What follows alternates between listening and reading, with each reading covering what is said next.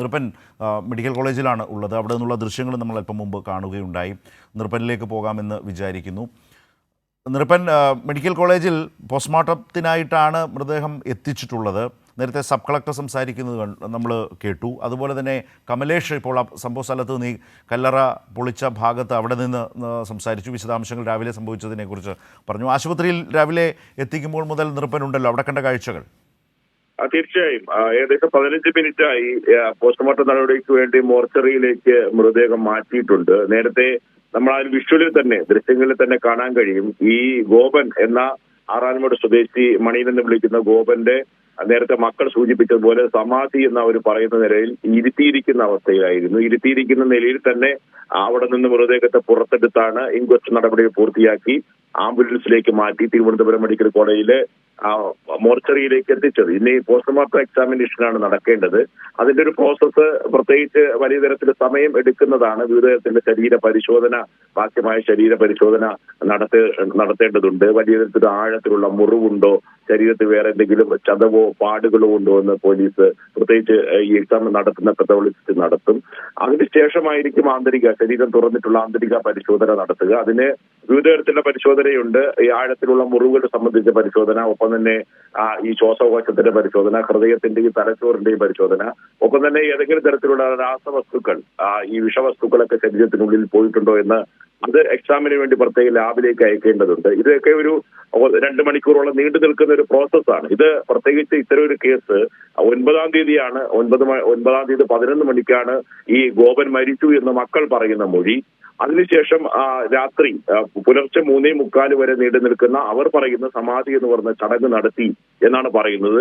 ഈ മരണസമയം എന്ന് പറയുന്നത് മക്കളും ഭാര്യയും പറഞ്ഞ മൊഴി മാത്രമാണ് നിലവിൽ പോലീസിന്റെ കൈവശമുള്ളത്. അപ്പൊ മരണം എപ്പോഴാണ് സംഭവിച്ചത് എന്ന് കണ്ടെത്തേണ്ടതുണ്ട്. ശ്വാസം മുട്ടിയാണോ ഈ ഗോപൻ മരിച്ചത്, മറ്റെന്തെങ്കിലും മുറിവുകൾ കൊണ്ടോ മറ്റെന്തെങ്കിലും ശാരീരിക അസ്വസ്ഥത കൊണ്ടോ അദ്ദേഹത്തിന്റെ പ്രായാധിക്യം കൊണ്ടുള്ള മരണമാണ് സംഭവിച്ചത്.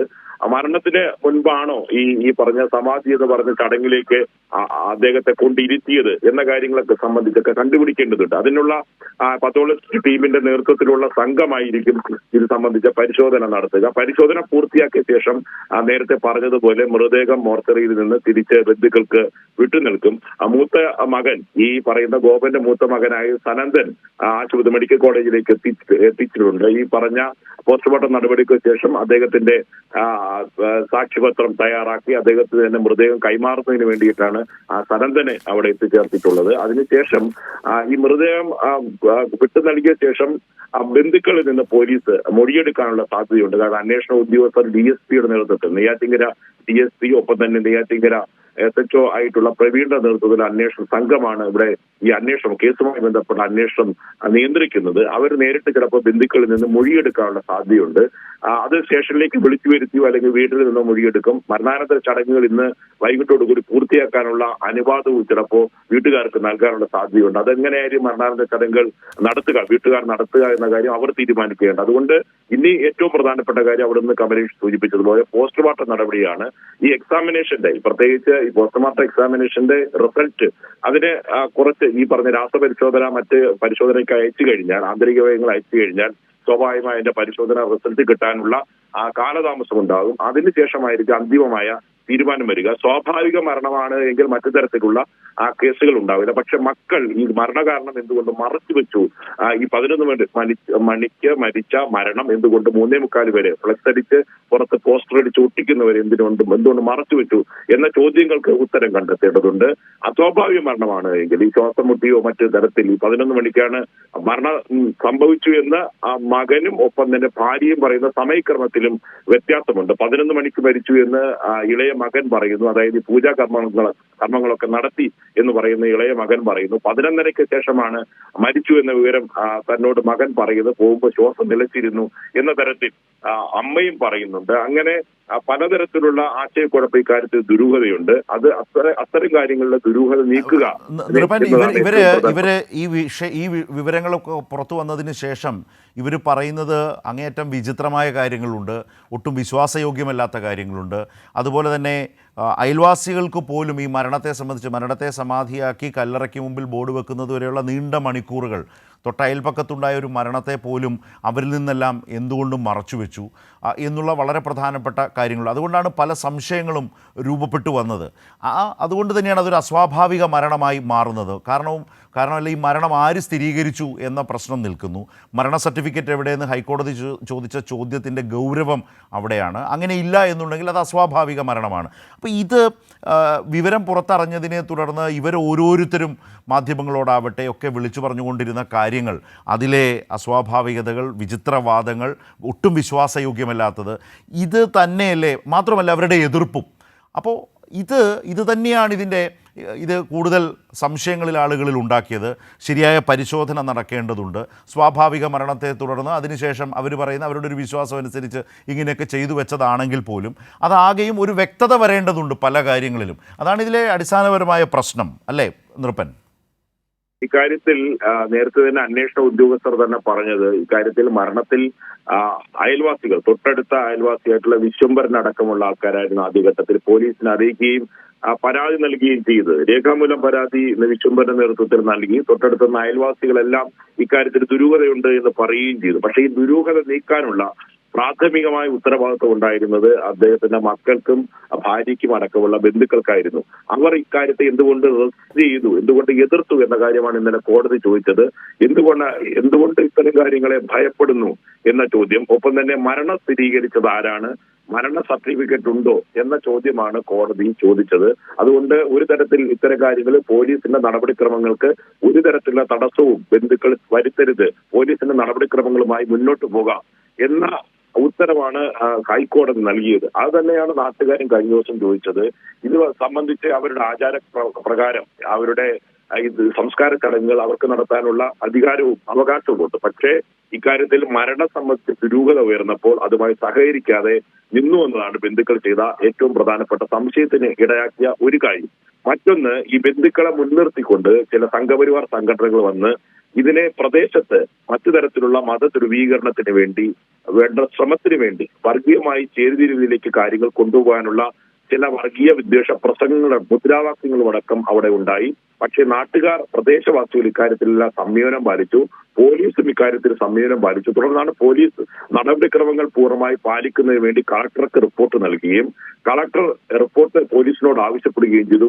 പ്രദേശത്ത് ഏതെങ്കിലും തരത്തിലുള്ള ക്രമസമാധാന പ്രശ്നങ്ങളുണ്ടോ അത് ഒരു ദിവസം കൂടി പരിശോധിച്ച ശേഷമാണ് കഴിഞ്ഞ ദിവസം പോലീസ് തന്നെ പ്രദേശത്ത് ഇപ്പോൾ നിലവിൽ ക്രമസമാധാന പ്രശ്നങ്ങളില്ല, അതുകൊണ്ട് തന്നെ എത്രയും വേഗം ഇതിന്റെ നടപടികളിലേക്ക്, പരിശോധനാ നടപടികളിലേക്ക്, മൃതദേഹം പുറത്തെടുക്കാനുള്ള നടപടികളിലേക്ക് പോകണം എന്ന് കളക്ടറോട് വിശദമായ റിപ്പോർട്ട് നൽകുകയും ചെയ്തു. അതിനിടയിലാണ് ഹൈക്കോടതിയിൽ നിന്ന് ഇക്കാര്യങ്ങളിൽ നടപടികളുമായി മുന്നോട്ട് പോകാം എന്ന തീരുമാനവും ഉത്തരവും വരുന്നത്. ഇന്ന് രാവിലെ തന്നെ നടപടിക്രമങ്ങളുമായി പോലീസ് മുന്നോട്ട് പോയി. നെയ്യാറ്റിൻകര ഡിവൈഎസ്പിയും ഒപ്പം തന്നെ നെടുമങ്ങാട് ഡിവൈഎസ്പിയുടെ നേതൃത്വത്തിലുള്ള സംഘമാണ് ഇപ്പോൾ അന്വേഷണത്തിനും പ്രത്യേകിച്ച് ഇൻക്വസ്റ്റ് നടപടികൾക്ക് നേതൃത്വം നൽകിയത്. ഇനി പോസ്റ്റ്മോർട്ടം നടപടികൾ പൂർത്തിയാക്കി മൃതദേഹം ഈ സനന്ദന്, മൂത്ത മകനായ സനന്ദന് കൈമാറും. രേഖാമൂലം അതിന് കൈമാറുന്നതിന് വേണ്ടിയാണ് സനന്ദനെ മെഡിക്കൽ കോളേജ് ആശുപത്രിയിലേക്ക് കൊണ്ടുവന്നത്. അതിനുശേഷം മൃതദേഹം ബന്ധുക്കൾ കൈമാറും. തുടർന്ന് ഈ ബന്ധുക്കളുടെ മൊഴി രേഖപ്പെടുത്തേണ്ടതുണ്ട് എങ്കിൽ ഇന്ന് തന്നെ മൊഴി രേഖപ്പെടുത്താനുള്ള സാധ്യതയുമുണ്ട്.